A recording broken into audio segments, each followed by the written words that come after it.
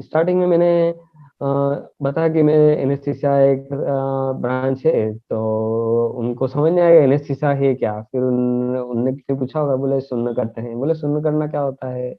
बोले सिर्फ सुन। मैंने कहा नहीं, इतना नहीं है, इसको बहुत ब्रॉड स्पेक्ट्रम से। मैंने उनको पूरा बैठ के एक दिन अच्छे से बताया। मैंने कहा नहीं, इसमें ये है, अपने इसमें तो एक ही गोल्डन रूल है कि ब्रांच में नहीं, बंदे में दम होना चाहिए। बंदे में दम होना चाहिए वो। जी, ब्रांच मैटर नहीं करता है।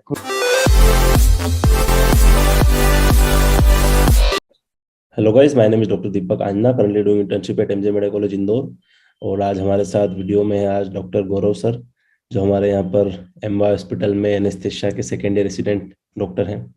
तो आज हम इनसे पूरा जानेंगे कि जो एनेस्थेशिया ब्रांच है उसमें क्या क्या चीज़ें होती है, क्या नहीं होती है। क्योंकि अभी नीट पीजी की काउंसलिंग स्टार्ट होने वाली है, तो बहुत सारे लोगों में कन्फ्यूजन भी है ब्रांच को लेके। तो हम कोशिश करेंगे कि जितनी चीज़ें हम क्लियर कर पाए वो करेंगे। तो thank you so much Gaurav sir join करने के लिए। Thank you very much. क्योंकि अभी ऑल इंडिया काउंसलिंग स्टार्ट होने वाली है, तो काफी हेल्पफुल रहेगा ये वीडियो। आई बिल्कुल। होप सभी जो, क्योंकि एनेस्थीसिया ब्रांच हम जैसे जानते हैं कि यूजी में हम पोस्टिंग करते हैं, हम्म। तो बहुत ही कम, शायद पता नहीं कितने कॉलेजेस में शायद जा पाते हैं। जैसे मैंने अपने इंटर्नशिप में एनेस्थीसिया पोस्टिंग नहीं करी थी, हम्म। लेकिन आई एम रेसिडेंट नाउ। सो इसलिए इसका एक्सपोजर जो अपन एमबीबीएस लाइफ में हमें उतना हो नहीं पाता है। तो हम डाउट में होते हैं कि हमें क्या करना चाहिए, क्या है नहीं बिल्कुल। एनएसएस, क्योंकि ब्रांच तो लेना ही है हमें। बिल्कुल। तो पहले मैं अपना इंट्रोडक्शन दे देता हूँ। Myself doctor Gaurav Sungra, my MBBS complete NSCB medical college Jabalpur 2018 में किया था। 19 में मैंने इंटर्नशिप ज्वाइन किया था, और 2020 में मैंने नीट पीजी एग्जाम क्लियर करके anaesthesia branch Indore MGM MY hospital से अभी कंटिन्यू कर रहा हूँ। सेकंड ईयर स्टूडेंट है अपन। बात करते हैं एनेस्थीसिया की, तो इसके भी कुछ, जैसे एक सिक्के के दो पहलू होते हैं, तो हर किसी ब्रांच के अपने सिक्के के दो पहलू होते हैं। तो एनेस्थीसिया के प्रोन्स और कॉन्स मैं आपको बताना चाहता हूँ। तो मेनली अपन सुना होगा कि क्लिनिकल, जैसा कि बोलते हैं एनेस्थीसिया रेसिडेंट को कि this is a superman behind the scene. Hmm. तो पर्सन बिहाइंड द सीन बोला जाता है। तो आपको डाउट रहता है कि यार क्लिनिकल, तो पहला प्रोस ये है अपना कि क्लिनिकल सेटिस्फेक्शन है। क्योंकि अगर आप कहीं भी किसी हॉस्पिटल में जाएंगे, अगर वहां पे कोई भी बड़ी इमरजेंसी आती है, तो सबसे first person you will see, किसी को ढूंढा जाता है, तो सबसे पहले एनेस्थीसिया है। क्योंकि आप जानते हैं कि सबसे पहले उसका एयरवे सिक्योर किया जाता है, हम्म। और जो डिफिकल्ट एयरवे होता है वो सबसे पहले एनेस्थीसिया वाला है। तो आपको क्लिनिकल सेटिस्फेक्शन है। मैं अपने एमवाई हॉस्पिटल की ही बात करता हूँ। यहाँ लॉट्स ऑफ एमआई के पेशेंट आते हैं कार्डियक अरेस्ट में, तो हम उन्हें शॉक देते हैं। शॉक से फिर दे विल मतलब रिकवर वही होते हैं। मतलब जो लोग हैं उनके बीच में एक जो माइंड में एक जो वो बना होता है ना कि एनेस्थेशिया हम्म। मतलब बस, हाँ, एक जो बेसिक चीजें सुनते आते हैं कि ज्यादातर लोग इवन एमबीबीएस डेज में भी एनेस्थेसिया सब्जेक्ट को स्किप कर देते हैं, या उसको ज्यादातर लोग जी, नहीं। वही वही वही मैं बता रहा हूँ, मैंने खुद कभी एनेस्थीसिया पोस्टिंग नहीं करी अटेंड, वही लेकिन मतलब एनेस्थेशिया का मतलब दैट्स ये नहीं व्हाई। होता कि ऑपरेशन के टाइम पे उनको बस बेहोश करना है, बस यही एक काम नहीं होता है। एनेस्थेशिया जो भी करता है उसमें बहुत सारी चीजें होती है। तो बहुत सारी चीजें होती है। क्लिनिकल क्लिनिकल सेटिस्फेक्शन जो है वो आपको पूरा मिलेगा। आप ट्रेकोस्टोमी, जो फर्स्ट इंट्यूबेशन, सिडेशन, जो आपको जैसे भी कोई इमरजेंसी होती है, तो सबसे पहले आप करते हैं। आपको आपके डिपार्टमेंट द्वारा सब train to handle the emergency ये सिखाया जाता है। तो लाइफ में एक जो है थ्रिल बना रहता है कि कब क्या पेशेंट आ रहा है, कब क्या मास कैजुअलिटी आ रही है, कुछ भी आ रहा है, कोई इमरजेंसी आ रही है, तो थ्रिलिंग हम्म। ब्रांच है। बिल्कुल। कभी कभी तो ऐसा लगता है कि जैसे आपने एक डायलॉग सुना होगा, कभी कभी तो लगता है कि अपुन ही भगवान है। एक डायलॉग है। तो वो वाली सिचुएशन होती है कभी कभी कि जब आप जाते हो कैजुअलिटी में वगैरह, इमरजेंसी में, जब कुछ पेशेंट का बिल्कुल सिचुएशन ड्रॉप है, मरने की हालत में है, आप उसे सीपीआर देके, आपने उसे जितना भी ड्रग्स वगैरह देके या फिर इंट्यूबेट करके, सिडेशन देके, ट्रेमिस्टर करके, आप एकदम एक इमरजेंसी सिचुएशन को हैंडल कर रहे हो, तो एक थ्रिल, क्लिनिकल सेटिस्फेक्शन पूरा है। बिल्कुल। बिल्कुल। दूसरी अपन बात करते हैं मेनली ऑब्वियसली सबसे जरूरी अगर कुछ मेरे लिए तो जैसे सभी के लिए अगर एक तरह देखा जाए, एक पहलू ये होता है कि फाइनेंशियल स्टेबिलिटी। दिमाग में कहीं ना कहीं आपके फैमिली या कोई ना कोई आप ब्रांच उठाते तो बोले भैया इसमें पैसा है कि नहीं। तो इतना बता दूं, फाइनेंशियल स्टेबिलिटी एनेस्थीसिया में बहुत ही सही है, क्योंकि after MD, just after MD आप जैसे निकल के निकलते हो, no other branch will give this money, this type of money. सबसे ज्यादा अगर किसी, जैसे आप निकलते हैं अगर किसी में आपको मनी अगर मिलता है तो एनेस्थीसिया ब्रांच में। मतलब आप ये कह सकते हैं कि अगर आप क्विकली, अगर आपको बिना, क्योंकि एनेस्थीसिया में कोई सेटअप की जरूरत नहीं है, आपको सर्जरी वगैरह में एक सेटअप चाहिए होता है। एनेस्थीसिया सिर्फ अपना हैंड है, हॉस्पिटल में गए, वर्क स्टार्ट कर दिया आपने, तो सेटअप की जरूरत नहीं है। आप जैसे ही निकलते हैं यहाँ से आप क्विकली अर्निंग करते हैं और अच्छे अमाउंट में। और आप जैसे अगर दूसरा ये हो गया, फाइनेंशियल स्टेबिलिटी है अच्छी खासी। मेनली अपन जैसे अगर आपको और अगर इसके प्रोस अगर एडवांटेज के बारे में बताता हूँ, एमबीबीएस के टाइम पे लगता है कि हमें ओब्स गाइनी अच्छा लगता है, या फिर हमें पीडियाट्रिक्स अच्छा लगता है, हमें मेडिसिन भी अच्छा लगता है, हमें ऑर्थो भी अच्छा लगता है। लेकिन आपकी रैंक जो होती है, एक बॉर्डर लाइन रैंक होती है, तो आप उस वक्त आपके दिमाग में आता है कि अरे यार मैं क्या लूं, एंट्री लूं, ऑप्थे लूं, ये लूं, आपके बॉर्डर लाइन रैंक पे। तो आपको एक अच्छा, अगर आपको जैसे आपका इंटरेस्ट अगर कार्डियोलॉजिस्ट में था, आपको पता है कि आपकी उतनी रैंक नहीं आई है, तो आप एनेस्थीसिया ब्रांच लेके आगे फ्यूचर में कार्डियो एनेस्थीसिया में जा सकते हैं। अगर आपको ओबीजी, आपको ओब्स गायनी में अगर आपको इंटरेस्ट था, तो आप ऑब्स्टेट्रिक एनेस्थीसिया में आगे फेलोशिप कर सकते हैं। इसी प्रकार पे पीडियाट्रिक एनेस्थीसिया, वैसे पर ट्रांसप्लांट एनेस्थीसिया। और अभी रिसेंट जो अपने इंडिया में मोस्टली जो फेलोशिप की जाती है, क्रिटिकल केयर फिजिशियन मेडिसिन, और जो कि आईसीयू, जो कि आईसीयू का गॉड बोलते हैं जिसे, आईसीयू का वो कहते हैं, और पेन फिजिशियन। तो ये दो अभी चलन में सबसे ज्यादा है, critical care physician and pain physician में फेलोशिप, जो कि आप इंडिया में कहीं भी कर सकते हैं। बिल्कुल। तो 1 ईयर मतलब का जो आफ्टर मेन, एमडी। जैसे कि अगर कोई, जैसे कि एनेस्थेशिया ब्रांच जैसे अभी काउंसलिंग स्टार्ट होने वाली है, तो एक तो हम्म होता है, कुछ लोग तो ऐसे होते हैं कि उनको एक किसी भी ब्रांच पे उनको वो हो जाता है कि भैया अपने को बस यही लेना है तो यही लेना है, तो वो हम्म वाले सीन होते हैं। कुछ होते हैं कि भाई यार ठीक है, रैंक देखेंगे, नंबर देखेंगे, उसके हिसाब से जो मिल रहा है फिर उसमें देखेंगे, फिर कॉलेज देखेंगे। तो एनेस्थेशिया वही वही। ब्रांच किस मतलब कैसे इंसान को लेनी चाहिए, मतलब क्योंकि एनेस्थेशिया ब्रांच में वर्क कल्चर कैसा है, हेक्टिक है नहीं है, आपका टाइम ड्यूरेशन कितना होता है, चीजें सारी, मतलब ये अदर ब्रांच से कितना हेक्टिक है और कितना इजी है? देखिए हेक्टिक हो ये तो आप ऐसे कह सकते हैं कि इस ब्रांच में स्ट्रेस तो है। अगर जैसा मैं अगर कुछ कुछ प्रॉन्स की बात करूं, क्योंकि सिक्के के दो पहले हैं, मैंने आपसे पहले बताया, तो हम्म दूसरा पहलू ये कहता है कि इस ब्रांच में आपको स्ट्रेस तो होता है, क्योंकि आप नॉर्मली कोई भी इमरजेंसी आती है, इमरजेंसी आती है, आपका रिफ्लेक्स आपके बहुत तेज होने चाहिए। हम्म मतलब कि ये बात की नहीं जाती है आपको, जैसे आप नॉर्मली आप जो भी सीखते हैं यहाँ पे, एक नॉर्मल आप जाते हैं, लेकिन कभी कभी क्या होता है, आप ऑपरेशन थिएटर में होते हैं, कोई केस कॉम्प्लिकेटेड फंस गया है, तो हम्म आपको उस कॉम्प्लिकेटेड केस को आपको पूरा आपके ऊपर दारोमदार होता है वो, कि हम्म। आपको उसको किसे उसको स्टेबल करना है, पेशेंट को कैसे उसको बचाना है, क्या मतलब करना कि है। तो एनेस्थेशिया में स्ट्रेस तो ज्यादातर है। आप नॉर्मल पेशेंट से नहीं मीट करते हो, ज्यादातर आप सीरियस पेशेंट हो गए या ओटी में कोई पेशेंट है, मतलब नॉर्मल तो बहुत कम पेशेंट से आपका मिलना आता है, ज्यादातर आप सीरियस, वही ऑब्वियसली लाइफ तो, सीरियस पेशेंट ही सीरियस होगा तो आपकी लाइफ तो ऑब्वियसली स्ट्रेसफुल हो ही जाती है। वही स्ट्रेसफुल तो होती है, क्योंकि टाइम टाइम पे आपको कुछ ना कुछ एकदम न्यू मिलता है, कि हम्म। अरे यार ये एक हो गया, ये हो गया, ये दिक्कत आ गई, ये प्रॉब्लम हो गई है, पेशेंट ये हो गया, डिसेचुरेट हो गया, ब्लड कम हो गया, ब्लड ब्लीडिंग ज्यादा हो गई है। तो ऐसे कई स्ट्रेसफुल तो है ब्रांच, नो डाउट। मतलब अगर इसमें जैसे ऐसा होता है कि अगर अपन जैसे कॉन्स की अगर देखें कि भी इतने एडवांटेज थे, अगर डिसएडवांटेज में एक तो हम्म हेक्टिक वर्क कल्चर हो सकता है और हम्म स्ट्रेसफुल लाइफ हो सकती है, उसके अलावा और हम्म कॉन्स में क्या हो सकता है?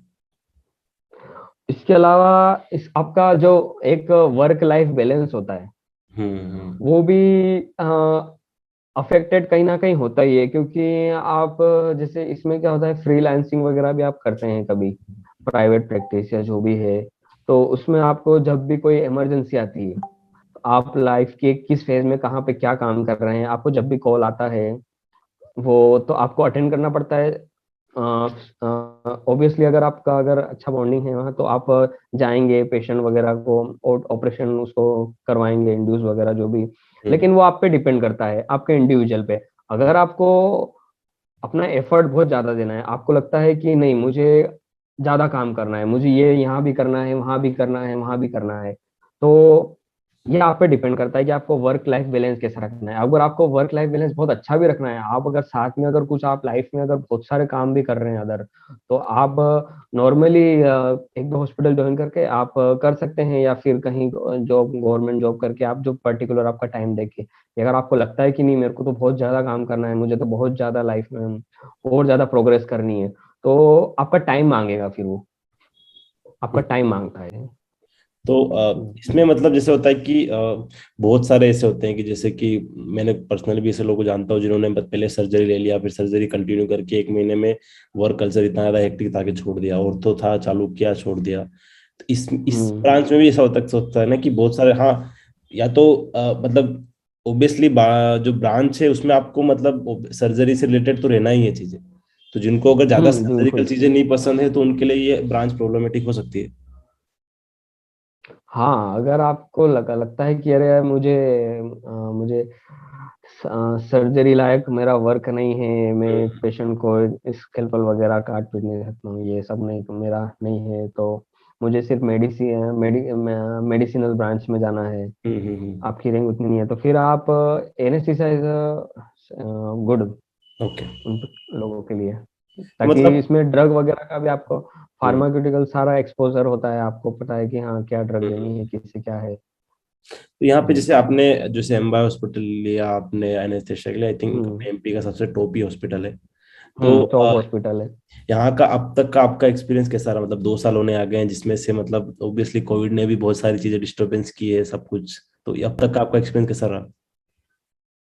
अब तक का एक्सपीरियंस थोड़ा जैसे जब से हम आए हैं, 2020 में हम आए थे जुलाई में, तब से लेकर कोविड की दो वेव को हम देख चुके हैं अभी तक। हम्म लंबे में तो काफी मतलब थोड़ा बहुत जो ऑप्टिकल जो हमारा एक्सपोजर है उसका थोड़ा सभी का हुआ है, ऑल इंडिया हर ब्रांच में किसी न किसी तरीके से इस कोविड ने लॉस हुआ है, तो हमारा वैसे थोड़ा ऑपरेटिकल जो इंड्यूसिंग वगैरह इसमें थोड़ा लॉस हुआ है। लेकिन इसका अगर दूसरा हाफ देखें हम, तो जो कोविड में जितने भी आईसीयू वगैरह थे, हम्म तो मैक्सिमम अगर वहाँ किसी ने ड्यूटीज अगर दी है वहां पर अगर तो सबसे ज्यादा एनेस्थीसिया ने दी है। चाहे आप अगर इंदौर का भी उठा लें, तो यहाँ के जितने भी जो कोविड हॉस्पिटल थे, तो पूरे एनेस्थीसिया के सबसे ज्यादा पोस्टिंग वहाँ लगी है, और काफी आईसीयू का एक्सपोजर अच्छा मिला है। एक अगर आप किसी चीज में अगर आपको नुकसान है तो कुछ फायदे भी हो, तो फायदा ये था कि हमें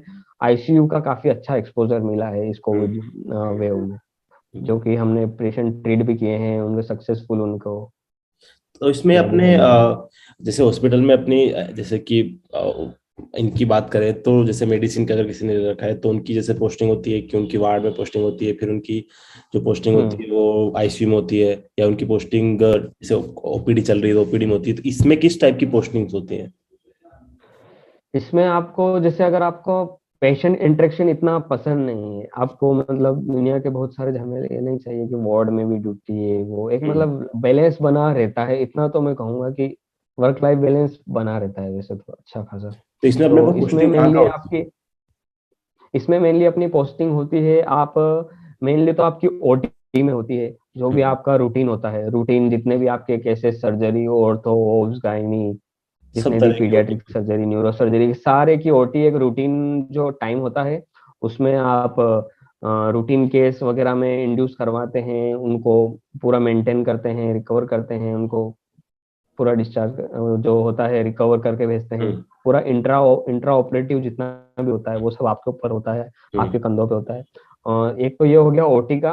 दूसरा आपकी इमरजेंसी, जैसे मैंने स्टार्टिंग में बताया था कि हॉस्पिटल के अंदर अगर कोई भी इमरजेंसी आ रही है, हम्म किसी को इंट्यूबेट करना, इंट्यूबेशन है, सीडेशन है, ट्रेकोस्टोमी है, या फिर कोई भी किसी तरह की इमरजेंसी है, माई का पेशेंट है कैजुअलिटी वगैरह में, तो सबसे पहले आप ही को उनको आपको ढूंढा जाएगा, सबसे पहले आप ही को ढूंढा जाता है। और दूसरा हो गया, और तीसरी आपके जितने भी आईसीयू वगैरह होते हैं हम्म उनमें आपकी ड्यूटी लगती है, क्योंकि आईसीयू को सबसे अच्छे से अगर हैंडल, अगर वेंटिलेटर और इनसे किया जाता है, तो एक एनेस्थीसिया वाला हैंडल कर सकता है, नो डाउट इसमें। और इसमें तो वार्ड और आप ओपीडी भी इन होती है। वार्ड वार्ड जैसे अगर एक जैसे मैंने हमेशा सुना है कि कुछ इंटर्न वगैरह हमारे में आते बोलते हैं सर इस ब्रांच में पेशेंट इंटरेक्शन नहीं है। हम्म बहुत लोगों को ये भी अच्छा लगता है कि अरे यार पेशेंट के साथ इंटरेक्शन करूं, एनेस्थीसिया में पेशेंट इंटरेक्शन नहीं है, तो ये आपके दिमाग में गलत गलत ख्यालात पैदा कर रखा है किसी ने, क्योंकि अगर आपको इस ब्रांच में एक पेन क्लिनिक होता है, हम्म हमारे यहाँ भी एमवाई हॉस्पिटल में भी कंटिन्यू पिछले 1 ईयर से पेन क्लिनिक चल रहा है, काफी पेशेंट आते हैं और एक बहुत अच्छा सेटिस्फेक्शन मिलता है वहाँ पेन, उस पेन क्लिनिक में आप पेशेंट से इंटरेक्ट करते हो, बकायदा ओपीडी, उस पेन ओपीडी में आपकी ड्यूटी लगती है।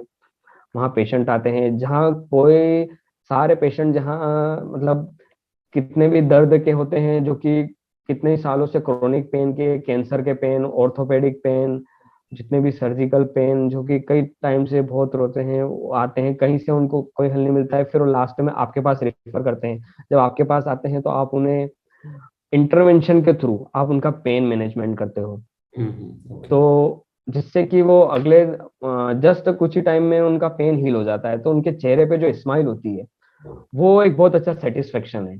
तो पेन क्लिनिक पेशेंट इंटरेक्शन का बहुत अच्छा जरिया है इस ब्रांच में। मतलब आपको जी, ऐसा है कि वो सिर्फ बाकी ब्रांच में ही नहीं होता ओपीडी, मतलब इसमें भी ओपीडी केसेस होते हैं अगर वो उस। इसमें भी ओपीडी होते हैं, बट इसमें पेन ऑब्वियसली मैनेजमेंट की क्योंकि जो ये लगती ब्रांच है। उस क्लिनिकल उस टाइप की ब्रांच है, तो ऑब्वियसली उसका थोड़ा सा कम तो ऑब्वियसली रहेगा ही वो तो कंपैरिजन में। हाँ थोड़ा कम रहता है, लेकिन हाँ बट होता है पेन इसमें के। भी चीजें, बट आपको एटलीस्ट हम्म डायरेक्ट आप ट्रीट करो, डायरेक्ट चीजें हो रही है तो उसका जो इफेक्ट होता है उससे ऑब्वियसली पेशेंट ज्यादा खुश हम्म होके जाता है। तो इसमें जैसे जी जी। एमडी, जैसे हम एमडी एनेस्थेशिया हमारा हो गया 3 साल का, तो उसके बाद ठीक है। क्या स्कोप होता है कि मतलब अगर जैसे फॉर एग्जांपल गवर्नमेंट से अगर कर रहे हैं तो ऑब्वियसली उसमें कंसल्टेंट्स की पोस्ट होती है, सब प्रोफेसर वगैरह सारी चीजें हम्म होती है। और प्राइवेट्स में क्या होता है, और ऊपर इसके अलावा फिर इसमें जो सुपर स्पेशलिस्ट जैसे आपने भी बताई थी, जिसमें सब में आप स्पेशली ब्रांच वाइज आप कर हम्म सकते हैं, तो कौन सी ब्रांच हम्म आजकल बहुत ज्यादा डिमांड में चलती है उसके ऊपर जाने के बाद सुपर स्पेशलिटी में? जैसे आप 3 साल का कहीं से भी आप डिग्री करते हैं, हम्म पीजी की, हम्म एनएससी की, उसके बाद आप या तो डायरेक्ट किसी हॉस्पिटल में जो एसआरशिप करने के बाद आप असिस्टेंट प्रोफेसर की, या जैसे प्रोफेसर जो आप जो उसके आगे फर्दर प्रोसेस है, तो प्रोफेसर बन सकते हैं किसी मेडिकल कॉलेज में, या फिर आपको, बहुत सारे लोग मेनली हमारे इंडिया में फ्रीलांसिंग करते हैं कारपोरेट हॉस्पिटल वगैरह में। हम्म दूसरा ये हो गया फ्रीलांसिंग करते हैं कारपोरेट हॉस्पिटल में। तीसरा ये हो गया कि एनेस्थीसिया जो है, एक चीज मैं बताना चाहूंगा आपको, शायद बहुत सारे लोगों को पता नहीं, लेकिन किसी हॉस्पिटल को अगर रनिंग करना है, अगर आपको अपना खुद का हॉस्पिटल खोलना है, तो सबसे अच्छे तरीके से अगर कोई हॉस्पिटल को हैंडल कर सकता है तो एनेस्थीसिया वाला है।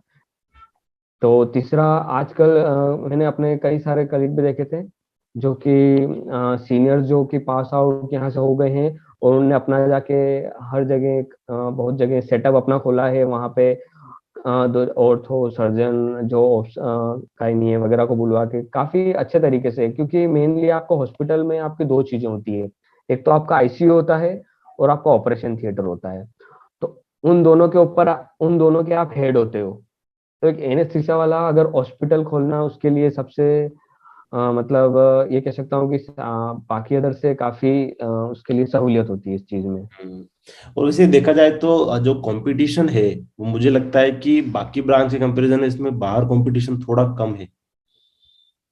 कम है, क्योंकि इसलिए मैंने बताया था कि फाइनेंशियल स्टेबिलिटी अच्छी है, क्योंकि अच्छी है। कंपटीशन हाँ भी थोड़ा कम है। वही। क्योंकि देखिए आप, आपके सर्जन बढ़ेंगे, हम्म। ऑर्थोपेडिक्शन बढ़ेंगे, ओब्स गायनी बढ़ेगी, लोग बढ़ेंगे, आईसीयू जरूरत तो आपको बढ़ेंगे, सब तो में पड़ेगी एनेस्थीसिया वाले एनेस्थीसिया की, तो हर जगह आपको एनेस्थीसिया की, अगर उनकी अगर ब्रांच के अगर पर्सन बढ़ रहे हैं, तो एनेस्थीसिया की ऑब्वियसली उस लेवल में वहाँ आपको पब्लिक चाहिए में। होगी, हाँ। इसलिए इसलिए एनेस्थीसिया वाले फाइनेंशियल स्टेबिलिटी इसी वजह से काफी हम्म। बेटर रहती है। क्योंकि एनेस्थीसिया तो सब में क्योंकि सर्जरी कर रहा है उसमें चाहिए, क्योंकि आप हर जगह हर हर जगह हर जगह चाहिएगा आपको, हर कहीं डिपार्टमेंट भी में नहीं। चाहिए, सही यहाँ बात तक कि कुछ कुछ जो ये आजकल आजकल ये जो एमआरआई वगैरह होते हैं, है। रेडियोलॉजिस्ट, हम्म। इनको भी बच्चे को सिडेशन वगैरह के लिए मेनली उनका एयरवे सिक्योर करने के लिए अब उनने मेनली एनेस्थीसिया को ही बुलाने लगे हैं। ओके, मतलब उधर भी अपने पास एक ऑप्शन है कि वहां भी ये चीजें हो सकती है। तो अपने पास काफी काफी काफी ऑप्शन है बेनिफिट्स। इसमें। एक मतलब एक ऐसा मान सकते हैं कि आपके पास एक एक पूरा सागर है बहुत सारा। हम्म।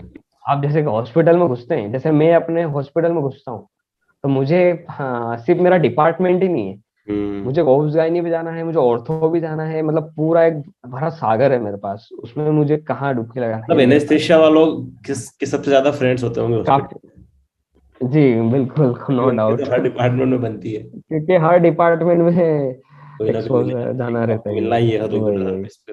और जो ये जो वही शिफ्टिंग होती है जैसे कि obs gynae to ortho to surgery to paediatric surgery, इस टाइप से, तो ये रोटेशन बेस पे होती है, एक एक मंथ की, किस टाइप से होती है? हाँ, ये रोटेशन होती है इसकी। इसका पर्पस ये होता है कि आप जो आपके 3 साल है उसमें आप हर एक को आपका पूरा नॉलेज आपको हो जाए, तो आपकी 1 मंथ या 2 मंथ की हर जगह हम्म। पोस्टिंग और एक रोस्टर के हिसाब से चलता है। जैसे मेरी अभी चल रही है न्यूरो सर्जरी में, हम्म। देन उसके पहले फिर मेरी थी पीडियाट्रिक सर्जरी में, फिर उसके पीछे मेरी पीएससी में थी। तो तो आपको ऐसे इसमें टाइम के अपने साथ। को जैसे कि आप, जैसे फॉर एग्जांपल आप पढ़, अभी आपकी सेकेंड ईयर चल रहा है, चल रही है, तो अब आप हम्म जिस ब्रांच में जाते हो उस ब्रांच, जैसे आप अगर जैसे आपकी पोस्टिंग लगी पीडियाट्रिक अभी न्यूरो सर्जरी में, तो आपको फिर पढ़ाई भी थोड़ा हम्म, सा आपको साथ साथ में उससे रिलेटेड पढ़ना भी पड़ती है चीजें एक्स्ट्रा। बिल्कुल बिल्कुल। आपको आपकी ब्रांच के अलावा आपको ओब्स का हर जगह का पता होना चाहिए, आपको न्यूरो सर्जरी का भी पता होना चाहिए, हम्म। पीडियाट्रिक में भी पता होना चाहिए। क्योंकि हर सर्जरी का अपना एक जो तरीका होता है सर्जन का, तो हम्म। उसके हिसाब से आपको पता होना चाहिए। हर उसका एक अलग तरीके से एनेस्थीसिया का भी रूल होता है, हर हम्म। सर्जरी का अलग से। हम्म।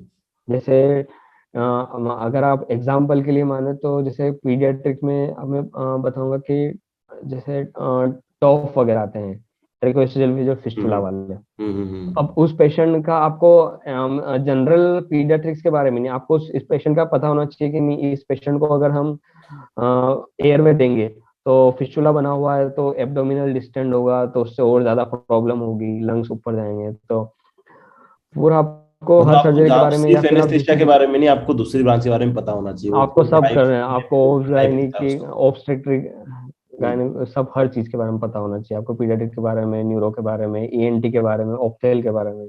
बिल्कुल। थोड़ा थोड़ा जो भी वहाँ का बेसिक है वो सब पता होना चाहिए।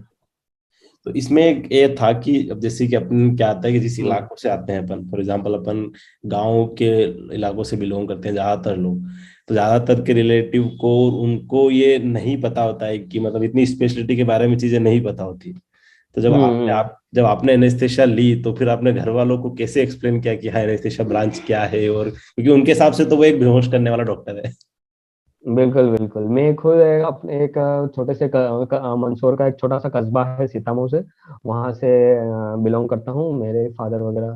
तो स्टार्टिंग में मैंने बताया कि मैं एनेस्थीसिया एक ब्रांच है, तो उनको समझ नहीं आया एनेस्थीसिया है क्या। फिर उनने किसी पूछा होगा, बोले सुन्न करते हैं, बोले सुन्न करना क्या होता है, बोले सिर्फ सुन। मैंने कहा नहीं, इतना नहीं है, इसको बहुत ब्रॉड स्पेक्ट्रम से। मैंने उनको पूरा बैठ के एक दिन अच्छे से बताया, मैंने कहा नहीं इसमें ये है, अपने इसमें हाँ। और एनएसएसआई में अच्छी बात ये है कि आपको डिस्ट्रिक्ट लेवल या तालुका लेवल पे भी आपका काफी अच्छा इसमें आपको जरूरी नहीं आप टायर 1 सिटी में ही आप रहें, हम्म। आप इसमें कहीं भी आप अच्छी अर्निंग कर सकते हैं। आप क्योंकि डिस्ट्रिक्ट लेवल पे नीचे है तो लेवल के वहां भी, हॉस्पिटल में लोग क्योंकि आते नहीं इतना। क्योंकि सीजरियन जो केसेस है वो तो आपको डिस्ट्रिक्ट लेवल पे भी मिलेंगे। पीएचसी पे मिल जाएंगे, हाँ। कोई भी इमरजेंसी इमरजेंसी तो आती है ये, और तो इतना डिफिकल्ट नहीं तो है, हुआ नहीं, आपको कहीं मतलब भी आप इसमें सेटअप हो सकते घर हो। वालों को समझाना इजी था, मतलब कि उनको एक उनके माइंड में जो बेहोशी वाले डॉक्टर से अपन थोड़ा बड़े लेवल पे उसको कर पाए कन्वर्ट, और रिश्तेदारों का क्या सीन था? रिश्तेदारों का भी, और शुरू स्टार्टिंग में जैसे हम खुद को भी, जैसे मैं अगर अपना बताऊं तो आप यकीन नहीं करेंगे, मुझे 2019 में एमजीएम का एनेस्थीसिया मिला था। हाँ। देन मुझे फील हुआ कि यार एनेस्थीसिया मिला है, तो अभी तो इंटर्नशिप खत्म हुई है, तो मैंने एक ड्रॉप और लिया। देन हम्म। मुझे फिर एमजीएम एनेस्थीसिया मिला, तो मतलब तब मुझे एक्सपोजर नहीं था। लेकिन उसके बाद मैंने एनेस्थीसिया में शेडोल, जो न्यू मेडिकल कॉलेज है अपने एमपी का, वहां हाँ। मैंने 4 मंथ काम किया। जस्ट ने देन मुझे रियलाइज हुआ कि नहीं यार, anaesthesia this branch is for मेरे लिए बनी है।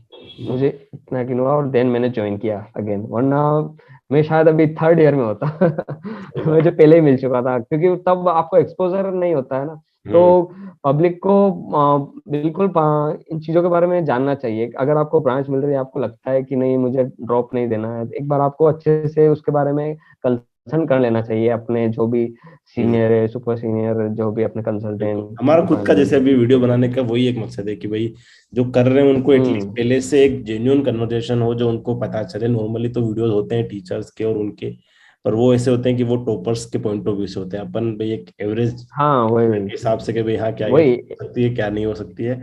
और एक सबका एक वही पर्टिकुलर, क्योंकि सबका मैं अलग अलग भी एक्सपीरियंस हो सकता है। जरूरी नहीं कि आप जो एक्सपीरियंस आपके साथ हो वो हर किसी के साथ, थोड़ा बहुत तो चेंज भी उसमें हो सकता है।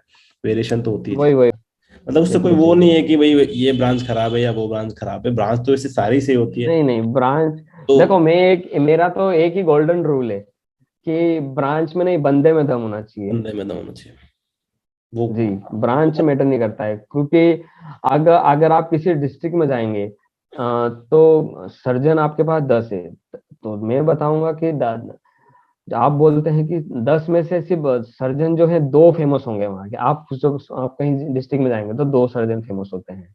सही बात तो वही बंदे में दम होना चाहिए, है। ब्रांच ब्रांच से कोई मैटर नहीं कमा करता ही है। लेगा, सही बात, कर ही लेगा उसका। ब्रांच कोई भी आप अर्निंग कर ही लोगे, आप अच्छे वे में अर्निंग कर पाओगे, उसमें बिल्कुल। मैटर नहीं करता है आप में, आप कितना एफर्ट डाल रहे हैं, आप अपना कितना गिव देते हो, ये मैटर करता है।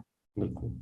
सो लास्ट में बस यही बोलना चाहूंगा कि आप अगर जो अभी कॉलेज स्टूडेंट हैं, जो अभी first year to fifth year तक में हम्म। है, फोर्थ ईयर तक में है, चीजें जो इंटर्नशिप कर रहे हैं, हम्म। जो आगे जाके करना चाहते हैं चीजें, तो आप अपनी एमबीबीएस लाइफ से आपने क्या चीजें ऐसी हैं जो आप उनको बताना चाहते हैं कि भाई हाँ ये गलतियां मत करना, ये चीजें कर लो, ये कुछ कुछ सजेशन आपकी ओर से।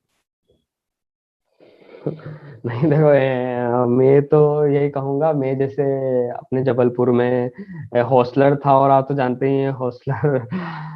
तो बकायदा सभी चीजों में इन्वॉल्व रहता था मेरा। कई बहुत सारे मेरे पैशंस थे मेरे लाइफ के, कई सारे में चीजें थी, जैसे कि मेरे को लाइफ में बहुत सारी क्रिएटिविटी। मैं एक बतौर यहाँ आने से पहले एक डांसर भी रह चुका हूँ खुद का, मतलब जी टी वगैरह पे भी काफी अपना खुद का डांस क्लास था। तो मैं अपनी लाइफ के साइमल्टेनियसली कई सारी चीजें करता रहता हूँ। मैं नॉर्मली एनजीओ वगैरह भी अपना है मेरा, जो नॉर्मली सोशल वर्क भी करता हूँ। तो बाकी सारी, इसलिए मुझे एनएससी सर, क्योंकि मैं अपना वर्क लाइफ बैलेंस मेरा एकदम बना हुआ है। बिल्कुल। तो मतलब एमबीबीएस के थ्रू तो आप ये कहिए कि ठीक है, मस्ती करते रहिए, जो भी है चलता है, क्योंकि कॉलेज लाइफ फिर से आती नहीं है। लेकिन उसके साथ ही आप प्रिपरेशन में भी मत छोड़िए उस चीज को, क्योंकि हम जैसे हमेशा हमको लगता है कि 12th कर लेंगे, पीएम नीट कर लेंगे, उसके बाद कॉलेज में पहुंच जाएंगे एमबीबीएस में, फिर तो मजे ही मजे हैं। मजे नहीं होते हैं, आपको वहां भी पढ़ना पड़ता है। ठीक है, आप हर चीज को बैलेंस करके चलिए लाइफ में। यहाँ भी जैसे आप रेसिडेंसी में अगर आप आते हैं, तो ठीक है, रेसिडेंसी थोड़ी स्टार्टिंग में थोड़ी हेक्टिक होती है, आपका फर्स्ट ईयर वगैरह थोड़ा हेक्टिक होता है, चाहे किसी भी ब्रांच का ले लीजिए, नो डाउट।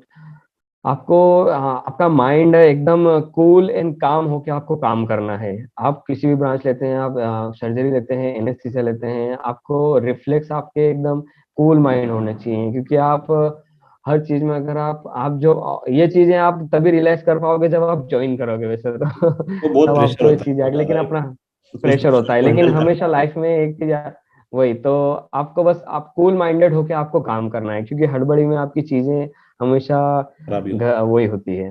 हाँ, एक बिल्कुल। लास्ट गोल्डन वर्ड, एक मेरा एक गोल्डन वर्ड है जो मैं बताऊंगा। आप बिल्कुल। जो भी ज्वाइन करेंगे एनेस्थीसिया, बिल्कुल। तो ये इस एक थंब रूल है, इसको हमेशा याद रखना कि what you get in your life, what you give to department. आप जितना अपने डिपार्टमेंट को दोगे, आपकी आने वाली लाइफ उतना ही सुकून रहेगी। बिल्कुल बिल्कुल सही बात है, बिल्कुल। मतलब मुझे खुद को एनेस्थेसिया के बारे में भी इतनी सारी चीजें नहीं पता थी जो मुझे आज इस वीडियो के माध्यम से पता चली है।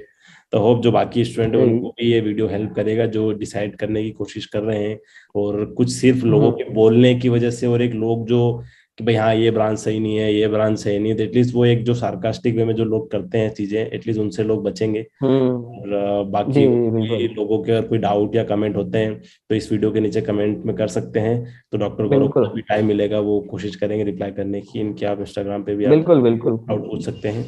और thank you so much doctor Gaurav. ठीक है दीपक, डॉक्टर दीपक आंजना, काफी हेल्प, आई होप सब कुछ क्लियर रहेगा सबको। इससे अगर कोई डाउट हो तो बिल्कुल आपने बता ही दिया है जैसा कि। बिल्कुल okay, thank you very much. ठीक है, थैंक यू सर।